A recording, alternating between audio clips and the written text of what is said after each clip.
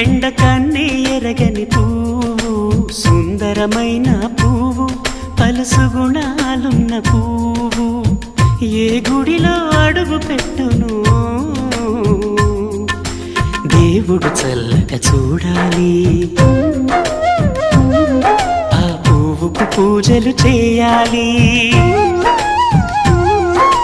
దేవుడి గుండెల గుడిలో ఆ పువ్వే హాయిగా ఉండాలి